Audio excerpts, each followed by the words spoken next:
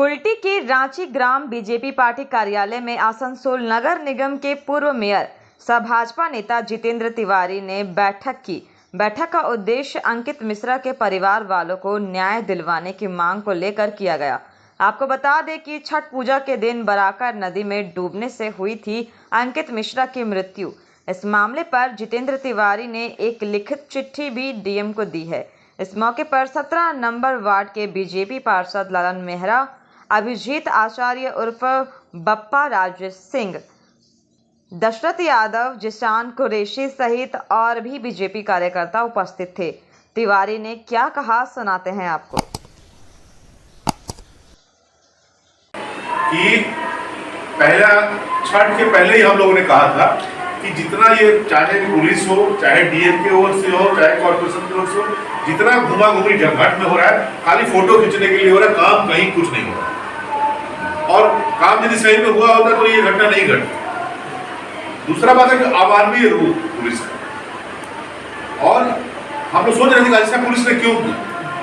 Police ने इसलिए ऐसा किया कि यदि उसका पोस्टमार्टम वगैरह हो जाता तो सरकार को कंपनसेशन देना पड़ता। से उसका लेकर के जस्टिस फॉर अंकित के तहत ही हम लोग आज बैठे हैं यहाँ पर, और दो निर्णय लिया गया कि ऑलरेडी हम लोग डीएम को कंप्लेन किए हैं कि पुलिस की उस दिन जो भूमिका रही और हेल्थ डिपार्टमेंट की जो भूमिका रही, इसका जांच किया जाए। दूसरा हम लोग का मांग है कि उसको एडिक्वेट कंपनसेशन दिया जाए। और तीसरा जो हम लोग निर्णय लिया है कि हम लोग अपने स्तर पर भी, जो लोग भी आर्थिक रूप से थोड़ा मजबूत हैं, वो लोग अपने स्तर से भी हम लोग कुछ फंड रेज करके उस परिवार के साथ हम लोग रहें। यही 3 निर्णय हम लोग लिए हैं। इसी के तहत आज बैठक किए, और हम लोग जनता से भी अपील करेंगे कि इस मुद्दे को और उठाया जाए।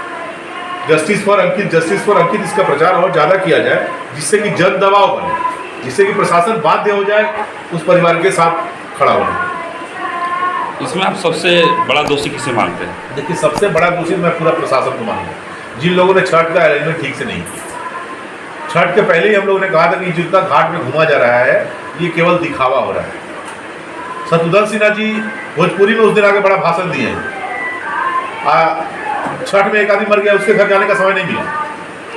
एमपी है ना, छठ के दिन ही घटना घटी ना, थे ना, आसतों में थे ना, एक बार भी जाने का समय नहीं मिला उनको उसके यहाँ। इतने बड़े बड़े नेता मंत्री सारे लोग हैं तृणमूल कांग्रेस के, किसी को भी जाने का मौका नहीं दिया। प्रशासन का कोई आदमी उसके घर नहीं गया, चाहे डीएम बोलिए, पुलिस कमिश्नर बोलिए, एसीपी बोलिए, डीसी, कोई गया? एक आदमी उसके घर गया कि नहीं भाई ये हम लोग आपके साथ हैं? तो कहीं ना कहीं मामले को दबाने का प्रयास किया गया। तो पहले दिन यदि मीडिया इस खबर को नहीं छापा होता, मीडिया से हम लोग को पता चला, फिर हम लोग अपने स्तर पर हम लोग इस मामले को तो दबाने का प्रयास किया गया।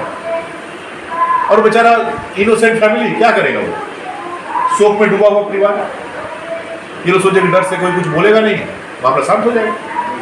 पता नहीं अतीत में कितना इस तरह का मामला शांत कर दिया गया है। हम लोग को जैसे पता चला कि उसकी मौत डूबने से हुई है, मगर उसके पास जो डॉक्टरी कागज दिया गया उसमें लिखा गया है उसका हाई प्रेशर। हम लोग को इसके बारे में मालूम नहीं है। हम लोग को इसके बारे में मालूम नहीं है। हम लोगों ने पुलिस से राइट टू इंफॉर्मेशन में ये सूचना मांगी है।